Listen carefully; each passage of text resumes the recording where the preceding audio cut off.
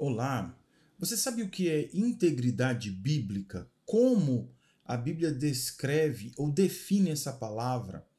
Nós estamos aqui no canal Hangar 6, o Instituto Cristão de Educação e Cuidado, e você é muito bem-vindo. Se você ainda não está inscrito, se inscreva, ative as notificações para ser informado todas as vezes que sai um vídeo novo aqui no canal. O nosso propósito é promover um conhecimento bíblico que nos auxilia a viver na prática do dia a dia essas verdades que a palavra de Deus ela nos propõe. Então, se você gosta, presta atenção, se você gosta de Bíblia, de teologia, de entender a vontade de Deus para o seu viver diário, então esse canal também é seu. Você faz parte dessa nossa jornada. E hoje nós vamos falar sobre integridade dentro da série Crescimento Espiritual, né? Crescimento na vida cristã. E o que é, à luz das Escrituras, esse conceito de integridade? Bom, eu quero trazer aqui, começar trazendo três perspectivas diferentes. Estou com a minha cola aqui. Então, pensando nessa palavra, na perspectiva bíblica, integridade é viver com retidão e temor a Deus. Então a palavra-chave, à luz das Escrituras, é retidão. Numa perspectiva mais teológica, é refletir o caráter de Deus na nossa vida cotidiana. E aí a palavra que melhor se adequa nessa perspectiva teológica é fidelidade, não apenas conceito, mas a prática. De forma a considerar o significado da palavra nessa perspectiva epistemológica, que é o significado da palavra, integridade é buscar e comunicar a verdade com honestidade, coerência e verdade. Então, nós vamos aqui basear no Salmo de número 32, verso 2, entendendo que integridade não é perfeição, mas significa sinceridade diante de Deus e das pessoas. O Salmo de número 32, verso 2, diz assim: Bem-aventurado o homem a quem o Senhor não atribui iniquidade e em cujo espírito não há dolo. Davi não está dizendo que esse homem nunca peca, que ele não falha. O que ele está dizendo é que ele não vive na mentira, na duplicidade, na hipocrisia de viver como alguém que não peca, sabendo e sendo consciente de que é um pecador. Então, integridade bíblica significa viver de forma mais transparente, significa ter um coração voltado a Deus sem fingimento, sem máscaras, sem recursos externos que vão projetar para as pessoas uma ideia de uma espiritualidade, de uma maturidade que ainda não se tem. Então, quando nós compreendemos esse conceito, nós chegamos à conclusão de que não é preciso ser perfeito para sermos íntegros. Porque a integridade bíblica, ela é, então, sinceridade no coração, humildade diante de Deus, uma confissão constante. Eu brinco com os alunos, nós abrimos o confessionário. O que é isso? É esse exercício da transparência. Entender que integridade bíblica é também uma dependência do Espírito Santo e uma coerência entre a fé e a prática. A ortodoxia, a verdade, e a ortopraxia, a prática dessa verdade. Em outras palavras, entender integridade bíblica é compreender também que Deus não exige perfeição. O que ele exige é um processo onde nós vamos, por meio da palavra e do Espírito, sendo aperfeiçoados. Mas nesse processo, o que Deus espera de cada um de nós é um coração verdadeiro que caminha com ele em verdade. Então, a integridade bíblica aqui, ela é sustentada por uma série de valores espirituais e morais que juntos eles vão formar essa base, esse alicerce de uma vida reta diante de Deus e dos homens. E eu queria falar um pouco sobre esses elementos, esses princípios bíblicos que nos auxiliam a compreender e viver a integridade. Então, o primeiro deles é a verdade. Provérbios 10, verso 9, diz que quem anda em integridade anda seguro, mas quem perverte os seus caminhos será conhecido. O que ele está dizendo aqui, o autor, é que viver na verdade é base da integridade. Essa transparência, essa sinceridade, essa honestidade no falar, no agir e no pensar. Integridade vem também da palavra inteiro, onde a pessoa não está particionada. E quando nós pensamos nessa honestidade no falar, no sentir, nos meus sentimentos, os meus pensamentos e na minha conduta, a pessoa tem uma única forma e está alinhada.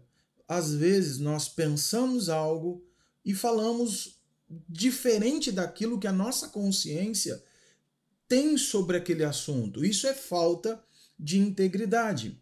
Então, o que o texto está dizendo é que nós, Provérbios, verso 10, número 10, verso 9, tratando sobre a verdade de uma forma muito prática no nosso dia a dia. Se queremos viver a integridade, nós precisamos evitar mentiras, enganos, manipulações, fingimentos. É necessário transparência. O segundo pilar é justiça. Salmo 37, verso 28. O Senhor ama a justiça e não desampara os seus santos.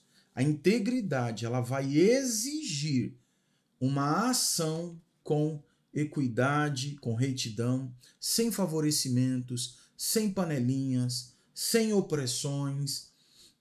Aqui o texto está dizendo para a gente, quando fala de justiça, ele está dizendo de fazer aquilo que é certo. Não é justificação em Cristo Jesus. A justiça aqui, de forma muito prática, para viver essa integridade, é ser justo, ser correto nos julgamentos, nas decisões, no trato com as pessoas. É não ter preferências e julgar com duas medidas ou com réguas distintas, porque fulano é meu amigo, então eu vou passar o pano, eu vou pegar leve. É errado, mas eu vou, de alguma forma, suavizar. E aí alguém que não é tão chegado, eu vou tratá-lo com todo o rigor da lei, da ética. Isso aqui é falta de justiça, é falta de integridade. Terceiro pilar para uma vida de integridade é a fidelidade. Apocalipse 2,10 diz: sejam fiéis até a morte, eu lhes darei a coroa da vida. Fidelidade aqui é posto como lealdade a Deus, lealdade à palavra de Deus, lealdade à aliança feita no sangue de Cristo, aos compromissos com Deus e com as pessoas. Então, integridade na prática, para o nosso dia a dia, ele fala sobre honrar o que a gente promete e permanecer firme nas nossas proposições e nos valores de Deus, mesmo quando isso for difícil. Então, é não ter duas palavras. Eu te prometo algo, eu garanto um negócio, uma parceria, e quando eu penso e reflito que isso vai me trazer algum mal, algum dano, eu simplesmente declino de forma deliberada, desrespeitosa. Faltou essa lealdade, faltou esse compromisso com os nossos acordos. O terceiro pilar, o quarto pilar que nós temos aqui é temor do Senhor. Provérbios 9:10 vai dizer que o temor do Senhor é o princípio da sabedoria. E o temor do Senhor aqui é reverência, respeito, um desejo profundo de agradar a Deus acima de qualquer coisa.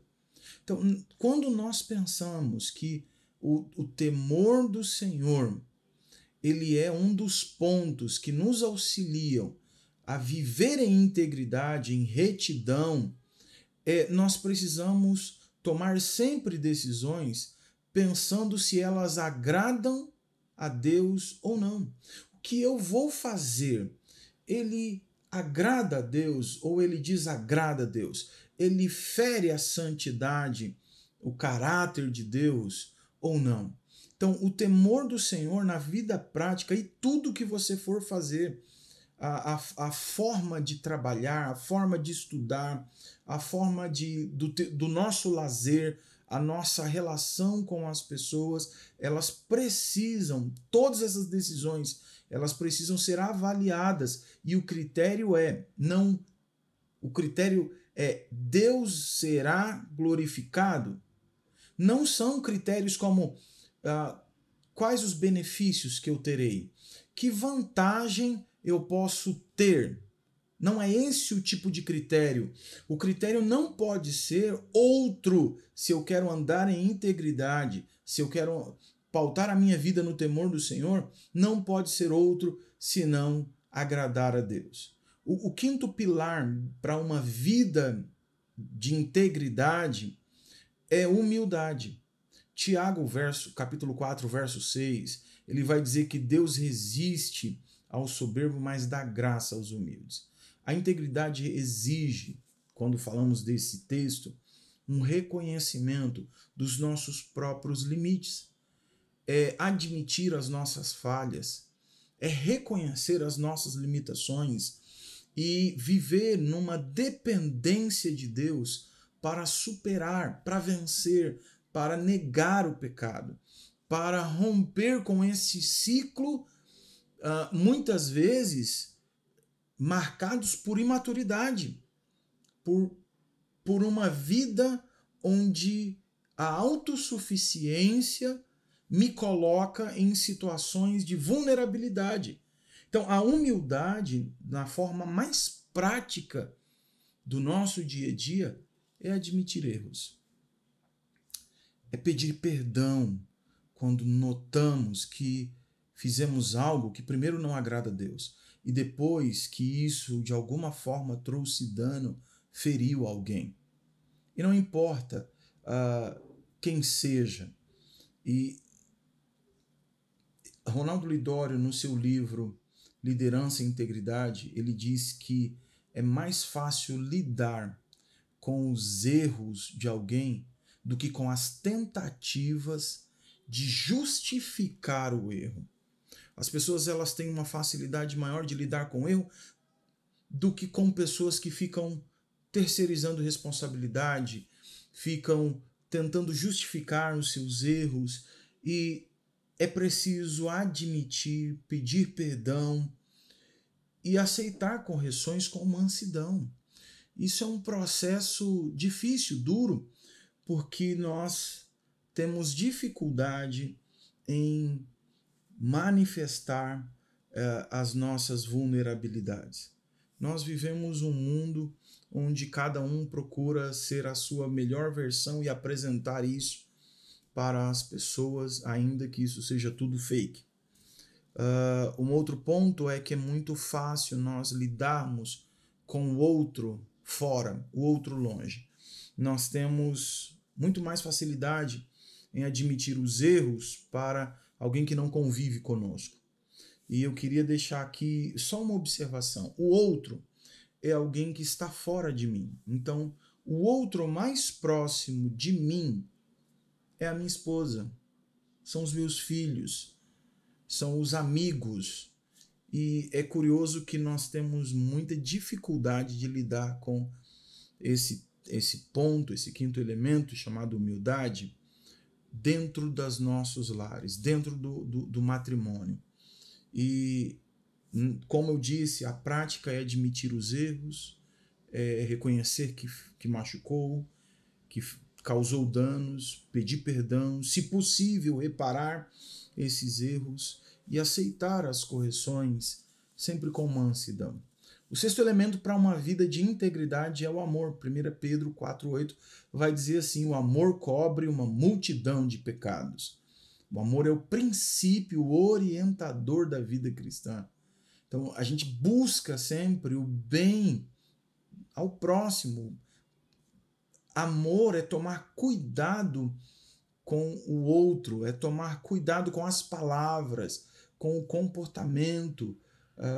E descendo para a nossa vida prática, isso aqui é tratar as pessoas com respeito, com bondade, com compaixão, mesmo quando elas não vão retribuir isso, e não tem a ver com mérito, tem a ver com a prática de alguém que entendeu e deseja viver integridade.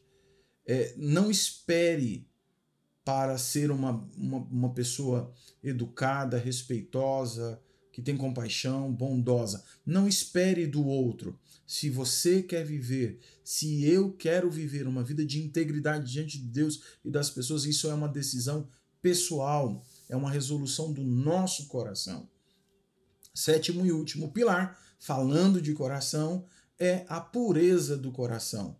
Mateus 5:8 diz: bem-aventurados limpos de coração, porque eles verão a Deus. E o conceito de coração nas escrituras sagradas, ele tem a ver não com aquele músculo cardíaco, não, ele tem a ver com o indivíduo, com o ser interior, é quem nós somos.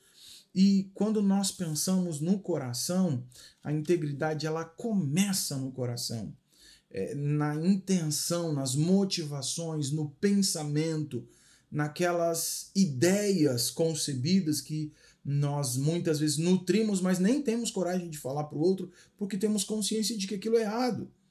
Então, quando nós falamos aqui nesse pilar da integridade, a pureza do coração, de forma prática, a orientação bíblica é: vigie o que alimenta sua mente. Purifique suas emoções. Tome muito cuidado com o que está acontecendo dentro, porque o comportamento externo é a manifestação de algo que está dentro. Oitavo pilar. Quando nós pensamos em integridade e queremos viver a integridade bíblica, o último pilar, o oitavo pilar, é a obediência. João 14, verso 15 diz: se me amais, guardareis os meus mandamentos. A integridade bíblica está ligada a uma obediência que é voluntária e é amorosa a Deus e a sua palavra.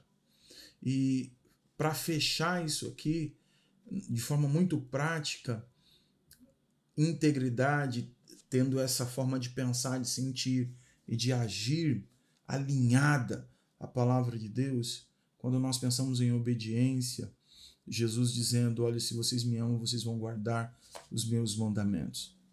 É a gente viver o que a gente crê. É não ter uma distinção entre o que eu acredito e a vida prática. É não ser apenas ouvinte da palavra de Deus, mas praticante, como Tiago, capítulo 1, verso 22 vai dizer. Então, viver com integridade é alinhar esses 8 valores do caráter de Deus, que está revelado nas Escrituras, e trazer isso para a nossa vida, manifestando ela de forma prática. Não é apenas conhecimento, conceito, tem que ser prático. Então, queria relembrar aqui